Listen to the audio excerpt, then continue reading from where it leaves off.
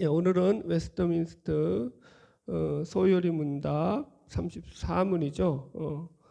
양자됨에 대해서 배우겠습니다. 근데 이제 잠깐 숲을 그리면 우리가 여태까지 이제 신론, 기독론, 인간론, 기독론에 대해서 배워왔고요. 지금 이제 구원론에 대해서 배우고 있죠. 일명 성령론이라고도 하고요. 그리고 이제 종말론에 대해서 나가게 될 거예요. 이제 오늘은 이제 구원론의 가운데서도 이제 양자됨에 대한 내용을 배우겠습니다.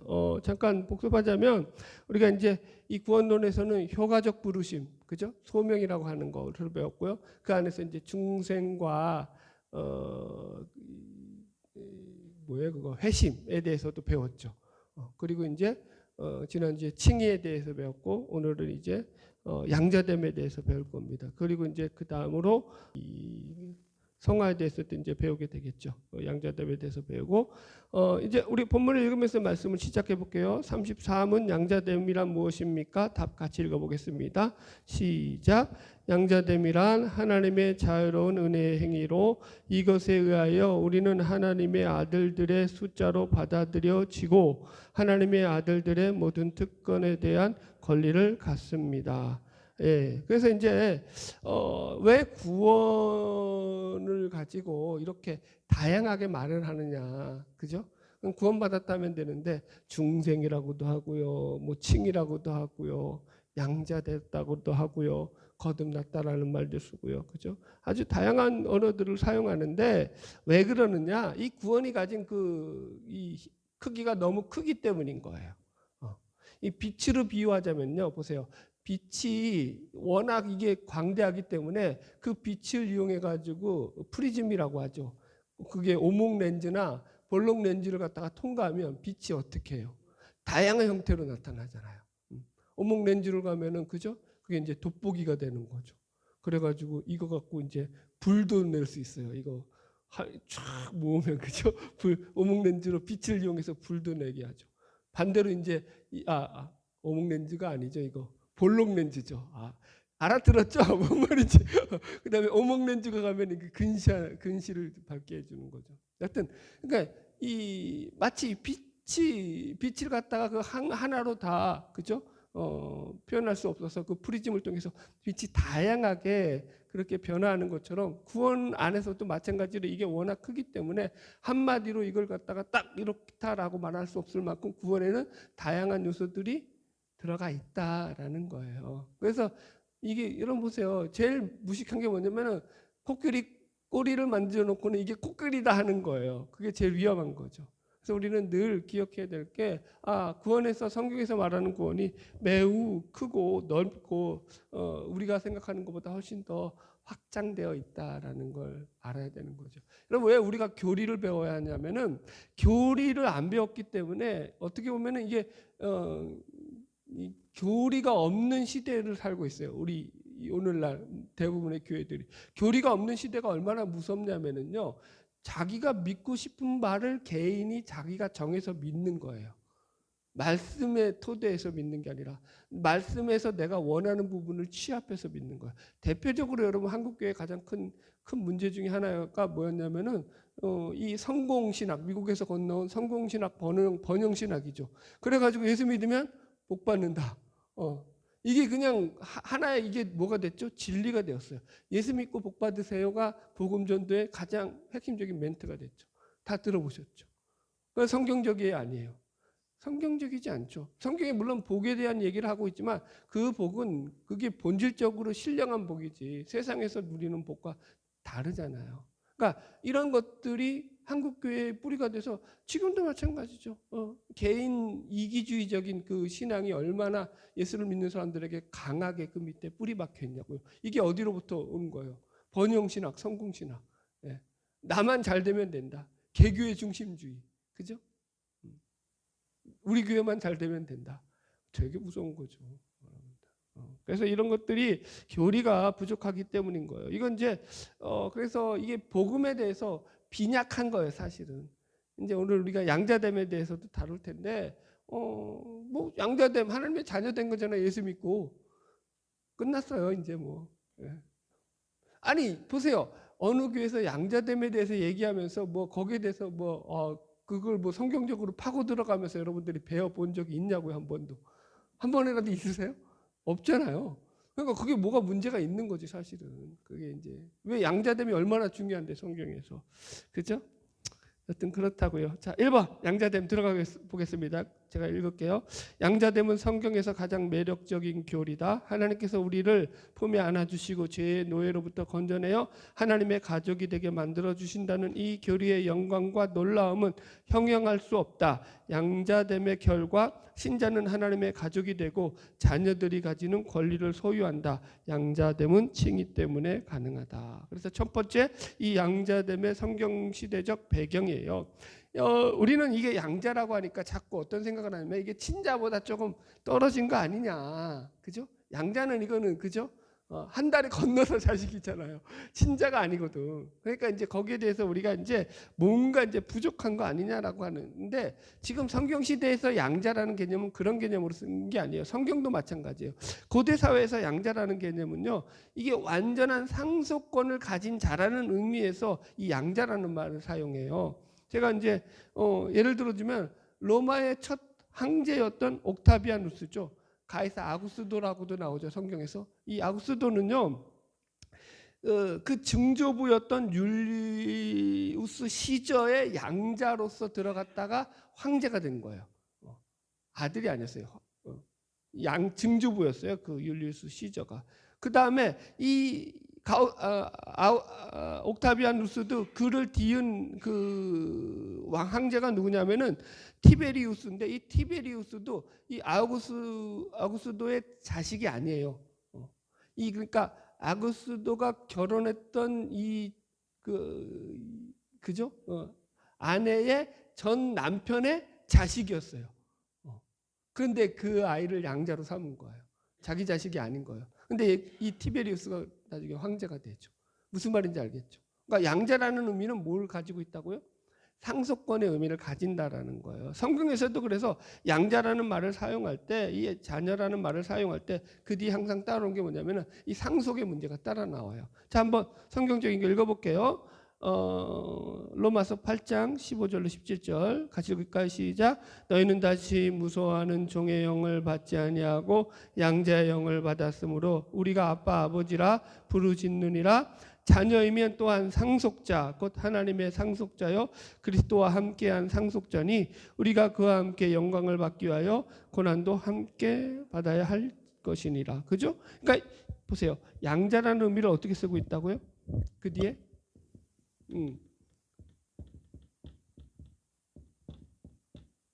이게 상속권과 연결되어 있다고요. 그죠?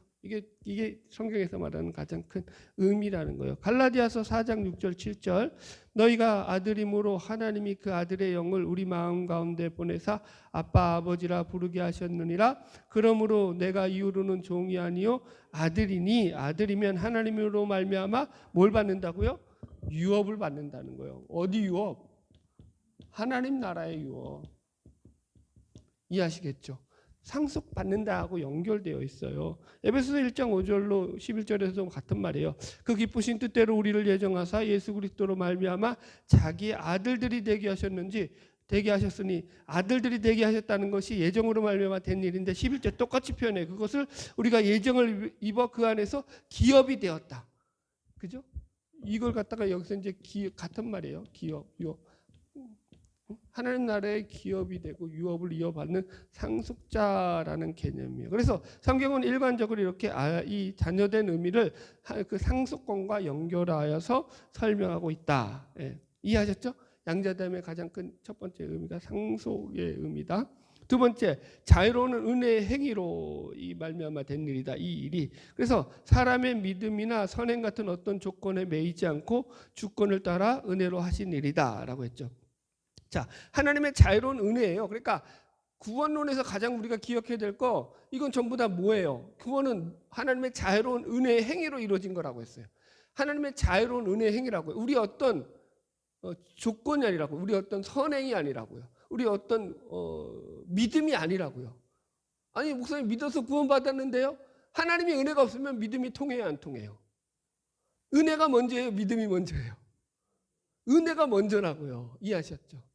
구원의 원인인 은혜죠. 그래서 여기서 보세요. 이게 하나님의 자유로운 은혜로 했다라는 게 무슨 말이냐면은 자유롭다라는 거예요. 그러니까 어떤 인간이 가진 조건에 매여 있지 않다라는 거예요. 그죠? 내가 하나님을 위해서 어떤 무엇을 했거나 내가 어떤 공로를 쌓았거나 어떤 나의 헌신이나 노력에 의해서 하나님이 나를 이쁘게 보셔서 양자를 삼은 것이다가 아니다. 조건이 아니다. 자, 로마서 보세요. 11장 35절 누가 주께 먼저 드려서 갚으심을 받겠느냐 이런 말씀이 나와요. 그럴 존재가 있다라는 거예요, 없다라는 거예요. 하나님께 먼저 빛을 갚아서 갚을 존재가 있다라는 거예요, 없다라는 거예요. 없다라는 거예요, 여러분. 보세요. 우리는 그렇잖아요. 우리는 인간관계가 어떻게 이루어졌냐면은 누가 나에게 밥을 사줘요. 그러면 어떻게 되죠? 한 번은 그냥 먹어요. 그러면 이제 두 번 먹으면 어떻게 돼요? 그때부터 이제 먹다가 얹히죠. 이거 또 대갚아야 될 문제. 이게 빚이야, 빚. 그죠? 예. 여러분 인간관계는 그래요. 한 번 먹었는데 입 닫고 그리고 두 번 먹었는데 입 닫잖아요. 그러면 저거 이거 벌써부터 이제 아주 참 인간관계는 좀 그렇죠. 그런데 하나님에게는 이렇게 할 수 있는 게 통한다는 거야, 안 통한다는 거. 하나님을 빚을 지게 만들 인간이 있다 없다. 네.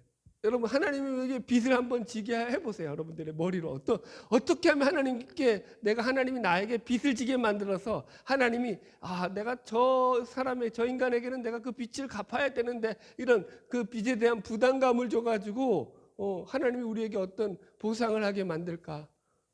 한번 생각해 보세요. 하나님을 빚을 지게 할 수 있는 방법이 있어요, 없어요? 없죠. 그 어떤 것도 없어요. 제가 예를 들었어요. 여기 보면은 성전 건축에 쓸 예물을 하나님께 바치고 난 다음에 다윗이 고백을 해요. 다윗이 어마어마한 예물을 바쳤잖아요. 하나님 앞에. 그죠? 성전을 건축하기 위한 예물로. 금은보석을 어마어마하게 바쳤는데 그걸 갖다 이렇게 말해요. 역대상 29장 14절 읽어볼까요? 시작. 나와 내 백성이 무엇이기에 이처럼 즐거운 마음으로 들을 힘이 있었나이까? 모든 것이 주께로 말미암아 싸우니 우리가 주의 손에서 받은 것으로 드렸을 뿐이니이다. 예. 하나님께 드린 모든 것이 어디로부터 온 거라는 거예요? 하나님께로부터 온 거예요. 주님께서 주신 걸 내가 주님께 바친 거예요. 내 거예요, 주님 거예요. 주님이 빚진 거예요. 내가 빚진 거예요. 자 봅시다. 그래서 두 번째는 하나님의 자유로운 은혜라는 거예요. 하나님께 빚을 지을 인간이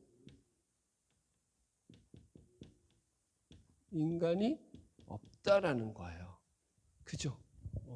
어느 인간도요 그럴 수가 없어요, 여러분들. 이게 이제 주일날 하겠지만 여러분 이게 제일 위험한 게 뭐냐면 우리 신앙에서 제일 위험한 게 뭐냐면 내가 하나님께 어떻게 빚을 갚아야지 라는 것으로 신앙생활하는 거예요.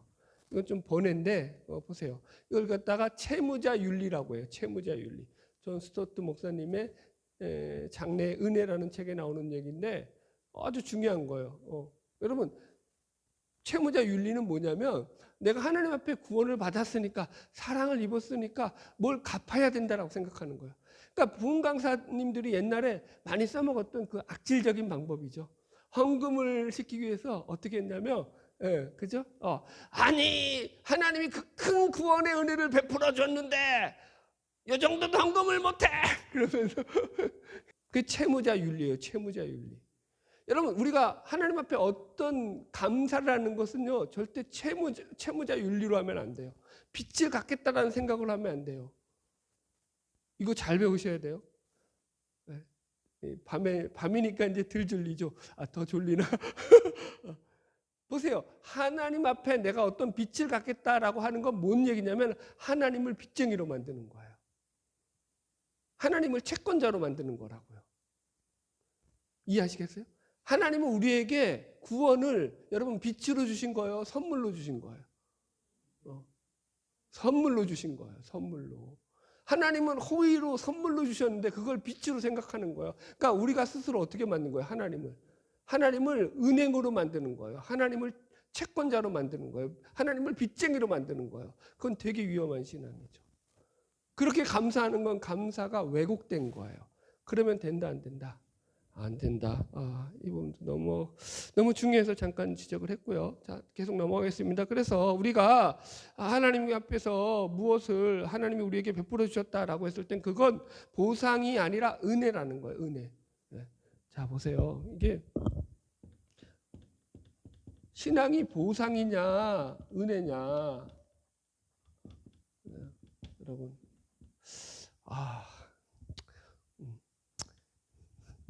처음 오셨는데 너무 재밌죠 어쨌든. 여러분 이거 보상이 아니에요. 이거 잘 배우셔야 돼요. 그러니까 이거 봐요. 내가 보상이라면은 내가 하나님께 무슨 기도를 해서 내가 기도의 정성을 하나님께서 보시고 거기에 보상을 해주시는 거예요. 그걸 신앙이라고 하는 거예요. 내가 하나님 앞에 헌금을 해서 내가 헌신을 해서 하나님 나한테 어떻게 보상을 해준다고 생각을 하는 거예요. 그게 보상신앙이죠. 그건 다 이건데 이렇게 생각하고 있죠. 그래서 우리의 열심으로 하나님을 감동시키자. 구령열에 불타는 교회, 기도열에 불타는 교회, 전도열에 불타는 교회.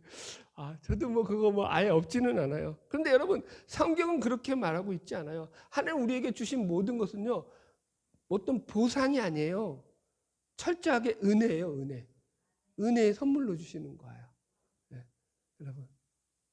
그죠? 여러분. 그래서 여러분 이런 거예요. 예를 들어서 우리가 보상처럼 여기는 것들이 있죠. 그런 건 이런 거예요.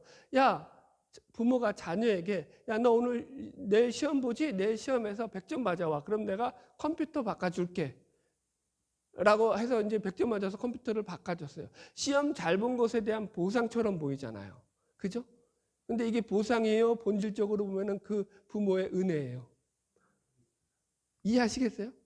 보상이기 전에 은혜예요. 하나님이 그에게 부모가 그 자녀에게 베풀어 주는 은혜라고요.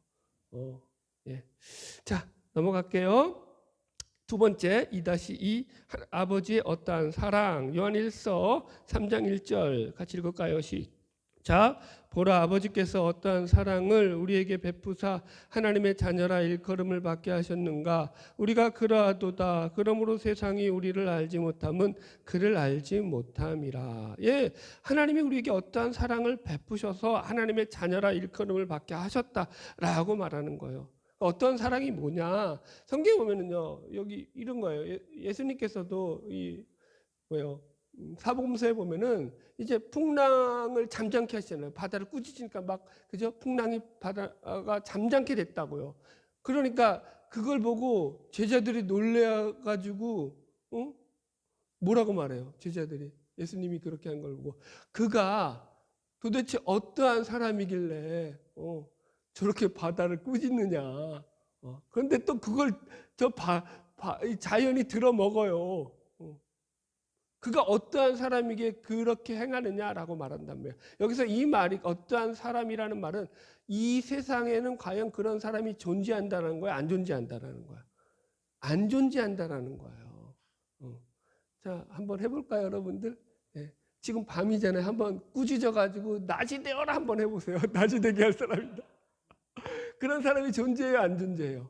그러니까 어떠한 사람이다라는 건 존재하지 않는 사람이라는 거예요. 이 세상에. 여기서 어떠한 사랑도 맞다. 우리가 하나님의 자녀가 된 것이 하나님이 어떠한 사랑으로 되었다라고 할 때 이 어떠한 사랑은 어떤 사랑이라는 거예요? 세상에는 존재하지 않는 사랑. 안 쓸게요. 쓰는 것도 귀찮다. 이해하시겠죠? 우리는 하나님의 그 놀라운 사랑을 입어서 그래서 하나님의 자녀가 되었다. 그러니까 이 세상에 존재하지 않는 사랑을 입은 거다. 이 사랑이 얼마나 큰지를 그래서 알아야 한다라는 거죠, 여러분들. 여러분 보세요. 우리가 그래서 하나님의 엄청난 사랑을 입었다라는 것을 우리가 자꾸 이제 말씀을 통해서 배워야 되는 거예요. 그것이 이제 그래서 알게 되고 깨달아질 때 내가 세상에 대한 것에 대해서 약간 어떻게 될 수 있는 거예요? 자유로워질 수 있는 거죠. 그 사랑을 알면 알수록. 이런 거예요, 여러분. 내 아빠가 이 삼성전자 회장이었다. 삼성그룹의 회장이야. 네. 그걸 몰랐을 때와 알았을 때가 어떻게 다르겠어요? 표현이 이해가 가나? 네. 완전히 다르죠. 그죠? 이제 몰랐을 때는 어떻게 사는 거예요? 거지처럼 살다가 내 아빠가 그죠? 오너야, 회장이야. 그러면 어떻게 사는 거예요? 이것들이 이제 다 밑으로 보는 거지. 삶 자체가 다른 거죠. 자, 3번 넘어갈게요. 칭의와 양자됨의 구분. 칭의는 신분의 변화이고, 물론 둘 다 칭의의 신분의 변화예요. 그래서 죄인이 하나님 앞에 의인으로 간주되는 게 칭의고요. 양자됨은 칭의로 말미암은 신분의 변화다. 그래서 이 논리적 순서에 의해서 이 칭의가 먼저 그 다음에 양자됨이에요. 그래서 원수가 자녀가 되는 거예요. 그래서 둘의 공통점은 둘 다 뭐라고요? 신분의 변화예요. 칭의가 죄인에서 의인으로의 신분의 변화죠. 그죠? 그래서 여러분들 이런 거예요. 하나님께서 우리에게 은혜를 주심으로 말미암아 그 은혜로 말미암아 내가 의롭다고 여김을 받는 거예요. 하나님 앞에서. 의가 나에게 덧입혀 준 거예요. 이게 내 의예요? 하나님의 의예요? 내 의가 아니에요. 나는 여전히 죄인이에요. 카톨릭과의 차이점이에요. 카톨릭은 이 의가 내 의가 되는 거예요. 그래서 여기서 자꾸 의를 덧붙여 가는 거예요. 그래서 성인이 되고 성자가 된다고요. 성인들이 왜 카톨릭에는 많이 나오죠? 자기의 선행으로 말미암아 이 의가 계속 내 의로 덧붙여 가기 때문에. 우리 기독교는, 개신교는요, 아니라는 거예요. 그거 하나님의 의라는 거예요. 내 거 아니라는 거예요. 하나님이 나를 의롭다고 인정해 주신 것이지 나는 여전히 죄인인데. 그래서 내가 의인이 된다는 거예요. 그래서 칭의라는 말을 써요. 이해하셨죠? 자, 넘어갈게요. 그러면 양자됨은 뭐라고요? 하나님과 원수되었던 자에서 하나님의 자녀로서의 신분이 변화되는 거예요. 그러니까 마귀의 자녀에서 하나님의 자녀가 되는 거예요. 양자됨은. 그죠? 에베소서 2장 3절 같이 읽읍시다. 시작. 전에는 우리도 다 그 가운데 우리의 육체의 욕심을 따라 지내며 육체와 마음에 원하는 것을 하여 다른 이들과 같이 본질상 진노의 자녀였다. 그러니까 우리가 예전에는요, 하나님의 사랑을 잊기 전에는요, 우리는 다 진노의 자녀였다는 거죠. 골로새서 1장 21절 시작. 전에 악한 행실로 멀리 떠나 마음으로 원수가 되었던 너희를. 그러니까 누구랑 원수였다는 거야? 하나님과 원수된 자였다. 하나님의 진노의 자녀였다. 그러니까 양자됨은 그래서 하나님과 원수된 관계로부터 어떻게 된 거예요? 이젠 자녀가 되었다고요. 어떻게 됐다고요? 원수에서 자녀로 변한 거예요, 신분이. 이게 바로 양자됨이다라고 말하고 있어요. 이 칭의와 양자됨의 이 공통점이었고요. 차이점은 뭐냐면 양자됨은 칭의로 말미암아 일어나는 신분의 변화 뒤에 따라오는 환경의 변화다. 이거 이제 좀 설명을 해드려야 되는데요. 그러니까 칭의가 법적으로 이 죄인에서 의인이 되었음을 설명하는 거죠. 법적인 거예요. 칭의라는 것은. 그러니까 하나님 앞에 심판대 앞에 섰을 때 내가 의롭다고 인정을 받는 거예요. 법적으로. 그죠? 이게 칭의예요. 그럼 양자됨은 뭐냐면 원수에서 자녀라는 신분의 변화로 인한 환경의 변화를 설명해 준다는 거예요. 그러니까 여기 속에서는 신분의 변화 플러스 환경의 변화가 있다라는 거예요. 이게 좀 큰 거예요. 그러니까 하나님의 자녀로 신분이 변화되었기 때문에 그에 따른 환경의 변화가 자동적으로 발생하게 되는 거예요. 그러니까 법적인 차원을 넘어서서 어디의 차원으로 가는 거예요, 여기는? 법적 차원이 뭐라고요, 이거는? 이게 칭의고요. 여기서 넘어서서 어떤 차원으로 간다고요? 관계적 차원으로 간다고요. 이게 양자라고요. 자, 설명할게요. 예를 들어서 우리가 이제 법을 어긴다고 했을 때, 그럼 예를 들어서 이제 가다가 여러분 과속을 했어요. 그래가지고 딱지를 끊었어요. 과속을 해서 딱지를 끊었는데 막 배신감을 느끼나요? 막 내가 어떤 사람한테서 진짜 뭐 억울함을 느끼나요? 경찰관한테 막 배신감을 느끼고 왜 거기 있어가지고 내가 거기만 없어서 딱지 안 끌리겠을 때 그러나요? 안 그렇죠. 그럼 그런 거 어떻게 해요? 그냥 재수 없네 하고 벌금 내고 말잖아요. 무슨 말인지 이해하시죠? 그게 법적 차원이라고요. 그죠? 그래서 그걸 해결 본다고요. 그런데 관계적 차원은 어떻게 되죠? 이게 관계적 차원으로 들어왔을 때는 감정이 들어가요. 그리고 거기 뭐가 섞이죠? 이게 쉽게 말해서 아까 말했던 배신감이라든가 억울함이라든가 상실감이라든가 이런 여러 가지 감정이 동원돼요. 이 안에는. 그죠? 여러분 보세요. 가장 가까운 사람들로부터 배신을 당해 보셨어요? 안 당해 보셨어요? 네. 안 당해 보셨으면 말을 마시고. 그죠? 어때요? 그때 어떤 감정이 오죠? 배신감이 오죠. 가족들로부터 그런 일을 당할 때 배신감을 느낀다고요. 이런 거예요, 지금. 그러니까 관계적 변화라는 건 이런 거예요. 어떤 부부가 아이를 입양을 했다고 합시다. 그 아이를 입양을 했을 때 법적으로 이제 그 아이가 어떻게 된 거예요? 이제 법적으로는 그 두 입양한 그 부부의 자녀가 된 거예요. 이게 이제 칭의예요. 법적으로 자녀가 되었다. 그러니까 자녀가 됐지만 법적으로는 이제 들어온 거니까 법적으로 이제 그 자녀가 됐으니까 칭의로 된 건데, 이게 이제 양자됨으로 됐다라는 게 어떻게 더 발전됐냐면은 자녀가 되었기 때문에 이제 어떻게 되는 거예요? 너 이제 우리 자식 되었으니까 이제 네가 알아서 잘 먹고 잘 살아. 그리고 내버리는 거예요? 아니라는 거예요. 그 아이를 위해서 이제 데려온 부모가 어떻게 하겠어요? 아이를 데려왔으니까. 일단 목욕부터 시켜야죠. 떼꾸정물부터 벗겨야죠. 그죠? 그리고는, 여기 이제 마트 데려가는 거죠. 마트가 좋은 어디에 해야 돼요? 좋은 이제 옷가게를 가든지 하여튼 상점을 가가지고 아이에게 필요한 용품들을 사주겠죠. 그죠? 옷을 사고, 신발을 사고, 애가 좋아하는 것들을 사주겠죠. 맛있는 것들을 사주겠죠. 입히겠죠. 그 아이의 방을 꾸며주겠죠. 그죠? 그리고 그 아이에게 온갖 좋은 것들을, 안 그런 부모도 있나요? 제공하려고 노력을 하겠죠. 이해하시겠죠? 무슨 말인지. 이게 바로 관계적 그 변화라는 거예요. 그러니까 환경이 변하는 거고 신분이 변했을 뿐만 아니라 그 안에서 관계적 변화도 일어나는 거예요. 이게 이제 그래서 칭의보다 좀 더 나아가는 게 양자됨이라고요. 할렐루야? 그래서 우리가 하나님의 자녀가 되었다라는 것은요, 이런 거예요. 하나님의 사랑을 입으면서 우리가 이 땅 가운데서 살아간다는 거예요. 하나님의 자녀가 되어진 삶이라는 것은 인생이 이제 자기만이 내 인생을 책임져야 돼라고 하는 그런 삶에서 벗어나서 하나님이 내 인생을 책임져 준다고 믿고 살아가는 자로 변화되었다라는 거예요. 이게 이제 그러니까 여러분들 우리 안에서 보세요. 여러분들은 어떠세요? 내가 하나님이 내 인생을 책임져 주시는 것 같아라고 사시나요? 그럼 감사하세요. 그러나 여러분 그러지 않을 수도 있는 거죠. 그래서 늘 우리 속에서 이 양자됨에 대한 하나님의 사랑을 확인하셔야 돼요. 하나님이 과연 내 인생을 책임져 주고 계신가? 내 인생이 이렇게 힘든데? 라는 질문을 하셔야 되죠. 그리고 거기에 대한 답을 반드시 찾으셔야 돼요. 이해하셨죠? 자녀가 되기 전까지는 뭐라고요? 원수라고요. 진노의 자녀라고요. 이게 완전히 달라진 거예요. 이게 우리 안에서 좀 느껴지셔야 돼요. 자, 넘어갈게요. 4번. 양자됨이 중생과 성화와 어떻게 구별되는가? 칭화에 대한 설명을 했고요. 두 번째, 중생과 성화의 차이예요. 칭이 양자됨과 중생 성화의 차이가 뭐냐면 신분의 변화 대 내면의 변화다라고 써놨어요. 신분의 변화인 칭이나 양자됨과 달리 중생이나 성화는 내면의 변화, 마음의 변화를 의미한다. 중생은요, 그래서 죄인에게 새로운 생명을 신비하게 해주심으로써 죄인의 지배적 성향이 변하는 것이 이 중생이에요. 그러니까 중생은요, 그 마음이 변하는 거예요. 새롭게 되는 거거든요. 그러니까 에스겔서라든가 에레미야서를 보면은요, 하나님께서 그들 가운데 뭘 주신다고요? 새 마음을 주신다고 하죠. 우리 마음 가운데 새 마음이 들어오는 거예요. 새 마음이 여러분들. 그러니까 내면의 변화가 일어나는 게 중생이에요.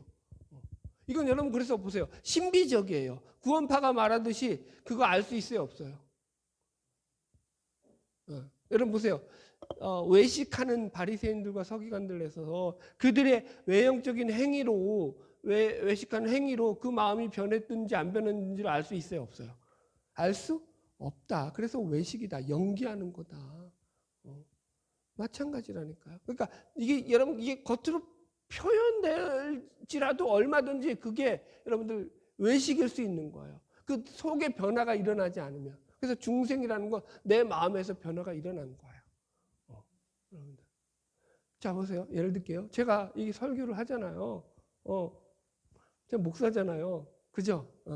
자, 제가 아주 기뻐서 행복해가지고 막 이걸 갖다가 여러분들에게 그렇게 하는 것 같아요. 아니면 그냥 야 마지못해서 이거 새벽에 때워야 되니까 설교해야겠다라고 해서 하는 것 같아요. 네. 잘하세요. 답을 모르겠죠.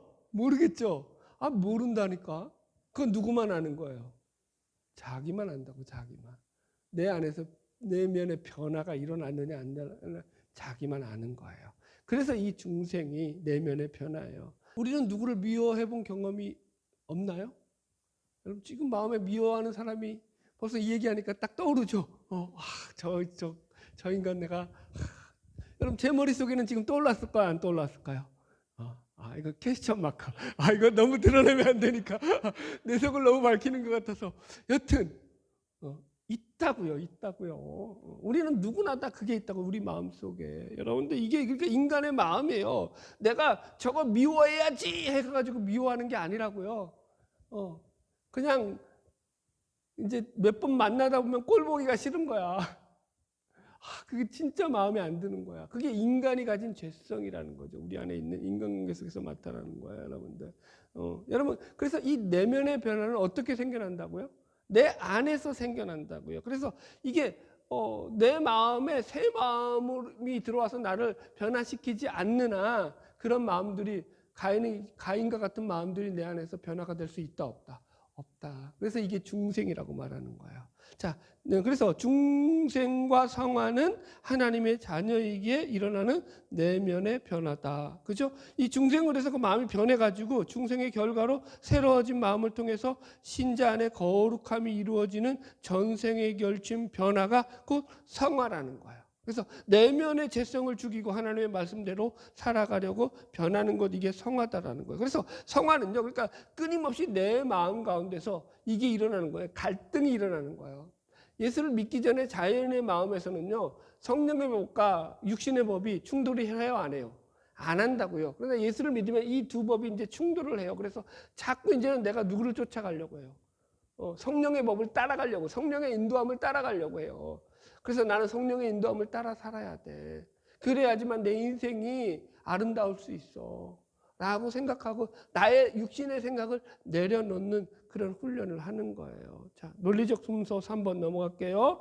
이 논리적이라는 것이 이게 꼭 시간적으로 이렇다는 것이 아니다. 먼저 칭의가 일어나고 신분적 변화가 그래서 일어나게 되고 그 뒤로 칭의로 말미암아서 하나님의 자녀가 되는 양자됨의 변화가 일어난다. 그리고 난 뒤에 양자 삼은 자들에게 하나님께서 새 마음을 주심으로 인해서 중생이 일어나게 되고 이 중생으로 내면의 변화를 겪으면서 점점 더 내가 믿음으로 하나님께 반응을 하게 되는 것, 이게 성화가 되어가는 것이다. 그래서 정리하자면 칭의, 양자됨, 중생과 해심, 성화와 영화 이렇게 가죠. 그런데 장로교는 이게 중생이 앞에 있다고 했어요. 그죠? 거룩한 부르심에, 효과적 부르심에 같이 접목시켜서 발생한다고 했어요. 그러니까 이게 이제 감리교와 장로교의 차이인 거예요. 별로 중요하지 않다. 자, 넘어갈게요. 양자됨과 중생을 나타내는 구절들 몇 구절 써놨어요. 보세요. 이게 같이 있어요. 그러니까 떨어져 있지 않다고요. 보세요. 요한복음 1장 12절 같이 읽을까요? 시작. 영접하는 자 곧 그 이름을 믿는 자들에게는 하나님의 자녀가 되는 권세를 주셨으니, 이게 양자되는 거죠. 자녀되는 권세를 받았다는 게 13절 시작. 이는 혈통으로나 육정으로나 사람의 뜻으로 나지 아니하고 오직 하나님께로부터 난 자들이라. 하나님께로 나왔다. 이게 중생했다라는 거죠. 그죠? 같이 붙어 있죠. 자, 로마서 8장 15절로 16절 보세요.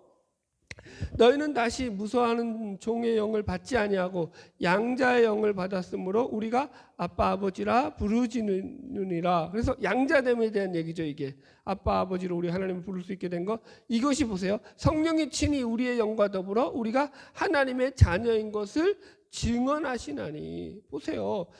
이게 성령이 친히 우리의 영과 더불어서 우리가 하나님의 자녀인 것을 증언한다라는 거예요. 그러니까 우리가 하나님의 자녀로 거듭난 자라는 것을, 이렇게 중생한 것을 갖다가 성령이 친히 증거하고 있다라고 얘기하고 있죠. 자, 넘어갈게요. 하나님의 아들들의 숫자, 이 숫자는 하나님의 택하심을 전제로 하는 것으로 숫자는 하나님의 불변하심과 같이 불변하다. 그래서 여기 33문 보더라도 하나님의 아들들의 숫자로 우리가 받아들여졌다라고 나오죠.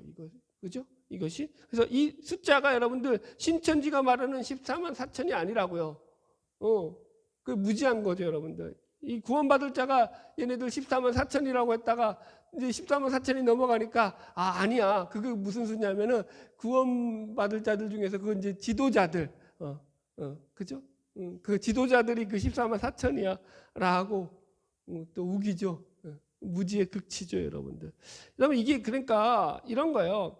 하나님이 구원받을 자를 이렇게 상황에 따라서 늘렸다 줄였다 하신다는 게 아니에요. 예정은 신비예요. 우리가 알아요, 몰라요? 그거 안다 그러면 그거 뭐예요? 그거 이단이에요. 어떻게 알아? 그거 가봐야 알지. 하나님의 예정하신 것이 내가 예정한 게 아니잖아요. 그죠? 그래서 여러분 이걸 이렇게 이해하시면 돼요. 우리가 이제 하나님의 예정함으로 하나님의 자녀가 된 것이 숫자가 변하지 않는다는 것은 하나님께서 우리에게 그 하나님 나라의 기가 막힌 하나님 나라의 우리의 집들을 예비해 놓고 거처를 예비해 놓고 있다라고 이해하시면 돼요. 보세요, 여러분. 저는 뭐 안 가봐서 모르는데 웬만한 이제 유명 가수들, 그죠? 공연 같은 데 가면은요, 얼마나 표가 비싸요. 그죠? 그 상석에 가려면 엄청나게 돈을 주고 가야 되거든요. 그런 자리가 예매되어 있다라는 거죠. 그 자리가 다 정해져 있는 것처럼 우리의 구원이 그렇다는 거, 하나님의 자녀됨이. 자, 넘어갈게요. 6번, 하나님의 아들들의 모든 특권. 이 특권은 하나님의 독생자이신 그리스도께서 누리시는 모든 특권을 누리게 되는 것이다. 그러니까 그리스도의 특권이 곧 우리의 특권이 되는 거예요. 이 일은 신자가 믿음으로 그리스도와 연합한 사람이라는 전제에서만 가능하다. 그죠? 그러니까 그리스도와 연합함으로 말미암아서 이 그리스도가 누리는 특권이 우리에게 주어지는 거예요. 보세요. 그의 죽으심으로 말미암아서 어떤 일이 일어났죠? 죄가 대속되어서 죄가 사해졌다고요. 그리스도의 의로우심이 우리에게 전가되었죠. 이해하셨죠? 내가 의로운 게 아니라 그분이 죄를 대속해서 죽으심으로 그 죄값을 치름으로 말미암아 그게 우리 가운데서 전가돼서 우리도 의롭다라고 칭함을 받는 거예요. 이해하셨죠? 그게 연합의 의미라고요, 여러분들. 그러니까 예수와 연합되는 것은 그분이 하나님의 아들이신 것처럼 우리가 하나님의 자녀로 인정받게 되는 거죠. 주의할 것은 이것이 이단들이 주장하는 것처럼 이게 마치 어떤 신적인 그런 존재가 된다 이렇게 이해하시면 안 돼요. 우린 작은 예수가 된다 뭐 이런 거 없어요. 신과 우리는 전혀 다른 존재예요. 우리 하나님이 되지 않아요. 인간은 인간이다. 이해하셨죠? 그러니까 이렇게 설명할게요. 우리가 부모가 자식을 입양했을 때 그 입양으로 말미암아서 그 주도권을 누가 가지고 있는 거예요? 부모예요? 그 입양된 아이예요? 이해하시겠죠? 부모라고요. 그 아이가 이게 10살 먹은 애가 이제 입양을 됐다고 합시다. 어느 가정에 입양이 됐어. 왔는데, 야, 내가 이제 부잣집으로 입양돼 왔으니까 이제 니들 다 죽었어. 그래서 자기 멋대로 부모의 재산을 갖다가 정리해가지고 자기 멋대로, 그죠? 그 집을 담보로 해가지고 대출을 해서 그죠? 돈을 빌리고 그럴 수 있어요, 없어요? 그럴 수 없다고요. 부모의 주도권 아래서 이 아이가 자녀로서 잘 양육되고 자라나는 거죠. 자, 7번 빨리 넘어갑시다. 양자됨을 확인하는 방법 1. 성령님께서 우리의 제된 행동의 패턴을 죽게 하시는 것을 볼 때 우리는 하나님의 자녀라는 것을 알게 된다. 예. 그러니까 우리가 육신대로 사는 것에서 이제는 성령을 따르는 그런 우리 안에 의지가 생겨난다는 거죠. 로마서 8장 13절로 14절 너희가 육신대로 살면 반드시 죽을 것이로되 영으로서 몸의 행실을 죽이면 살리니 하나님의 영으로 인도함을 받는 사람은 곧 하나님의 아들이라. 그죠? 하나님의 영으로 인도함을 받는다는 거예요. 그래서 하나님의 아들이라 칭함을 받는다는 거죠, 여러분. 그래서 하나님의 영으로 인도함을 받는 삶을 살아가는 삶을 사는 거죠. 두 번째 특징은 뭐냐면 양자됨을 어떻게 하게 되냐면 이게 앞에는 긍정적인 거라면 뒤에는 부정적이죠. 하나님의 징계를 통해서 하나님의 자녀라는 것을 우리가 알게 돼요. 이건 우리가 좀 싫어하죠. 그런데 어쩌겠어요. 성경에 나와 있는데 히브리서 12장 5절로 13절을 보면 제가 정리만 했는데 주께서 그 사랑하시는 자를 징계하시고 그 받아들이시는 아들마다 채찍질하심이니라. 어찌 아버지가 징계하지 않는 아들이 있으리요? 징계를 다 받는 것이거늘 너에게 징계가 없으면 사생자요 친아들이 아니니라. 이렇게 정리되죠. 그죠? 여러분들. 그러니까 성경은 징계가 오히려 뭐라고요? 너희가 하나님의 자녀된 증거다라고 우리에게 역설적으로 말을 한다고요, 여러분들. 이게 그런데 유의할 것은 형벌이 아니라 징계예요. 형벌은 뭐예요? 이거는 멸망하는 시키는 거예요. 죽이기 위한 거예요, 형벌은. 그 징계는요, 살리기 위한 거예요. 가르치는 거죠. 자라나게 하는 거죠. 그래서 훈련과 연단으로 이해하시면 돼요. 아이를 길들이는 거죠. 그러니까 징계가 없다라는 것은요, 사생아라는 거예요. 내 자식이 아니라는 거죠. 하나님 나라의 상속자도 될 수 없는 거죠. 그러므로 우리가 받는 고난은요, 어떻게 보면 영광스러운 고난이죠. 아까도 우리가 성경 본문에서 읽었지만 하나님의 상속자이면 하나님의 영광과 함께 모두 받아야 된다. 고난도 함께 받는다라는 거죠. 자, 결론입니다. 적용점 읽고 말씀 정리하겠습니다. 첫 번째, 안전함과 확신을 주는 교리다. 제가 이제 마틴 로이드 존스 목사님의 부흥에 대한 예를 썼어요. 그분이 이제 부흥이라는 책을 보면은요, 로이드 존스 목사님이 부흥을 이렇게 얘기해요. 부흥은 실패한 자들에게 베풀어 주는 하나님의 은혜다라고 말입니다. 성공한 자들에게 베풀어 주는 게 아니라고요. 실패한 자들에게. 인생의 목적이 여러분들 보세요. 성공에만 목이 메어 있는 인생들을 향해서 더 높고 더 넓고 더 큰 세상이 있다라고 얘기하는 거죠. 여러분들 우리가 살면서 우리가 늘 그렇잖아요. 우리는 자꾸 성공에 목이 메어서 나간다고요. 내가 뭘 이루어내야 되고 내가 뭘 성취해야 되고 내가 어떤 쓸모 있는 인간이 되어야지만 이 세상에서 살아있다라고 그런 어떤 사람들로부터 칭찬을 들어야 되는 그런 강박관념의 인정욕구에 빠져서 우리 허영에 대해서 다루었지만 거기가 우리를 붙잡는 경우가 많다고요. 그걸 벗어나라는 거죠. 어떻게 해요? 여러분, 하나님은 나를 성공한 자를 부른 게 아니에요. 실패자를 갖다가 실패하는 자들에게 베풀어 주는 하나님의 은혜가 부흥이라고요. 내가 무너져 있는데, 내가 실망해 있는데, 내가 절망해 있는데 그 자리에서 하나님이 나를 붙드시는 거죠. 지금도 우리를 그렇게 붙들고 있지 않아요, 여러분들? 내가 예수를 믿었으니까 다 나는 와 이러시는가요? 그러면 좋겠어요, 나도.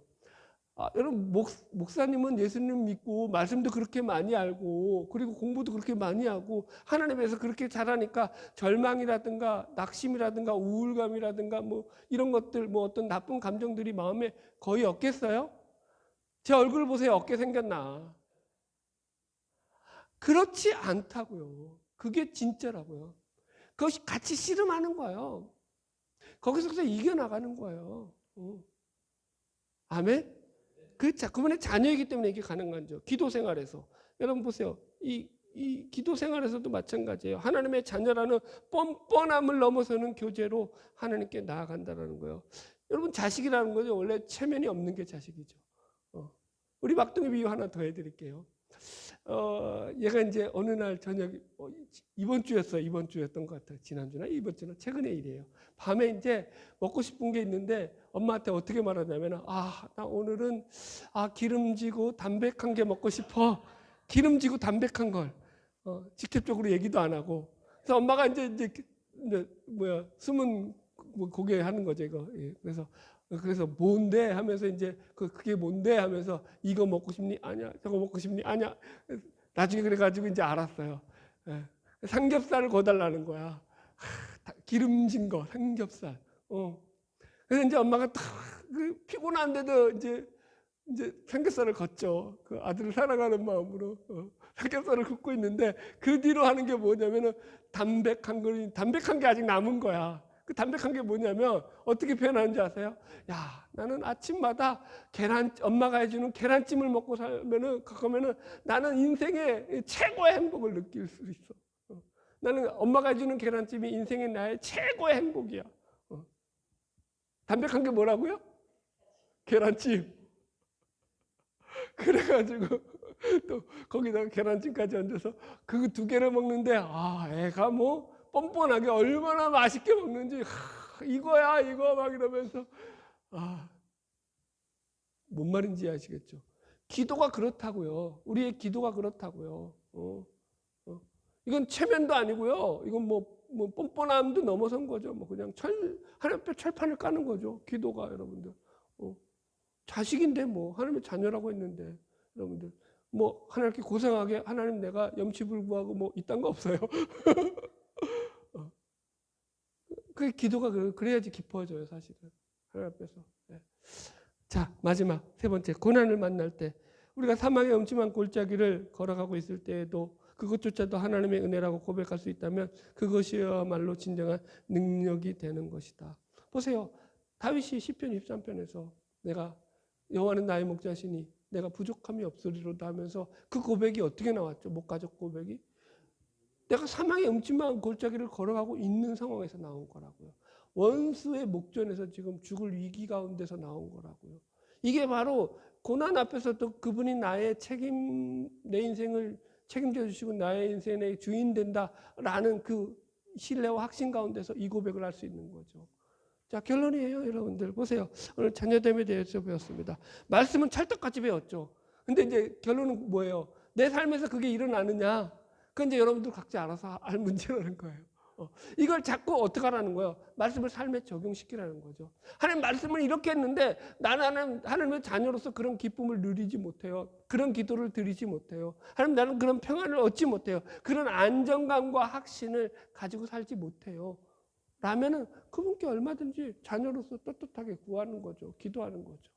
바라기는 이 은혜 가운데 자녀됨의 축복을 누리며 살아가는 저와 여러분 되기를 주님의 이름으로 축복합니다.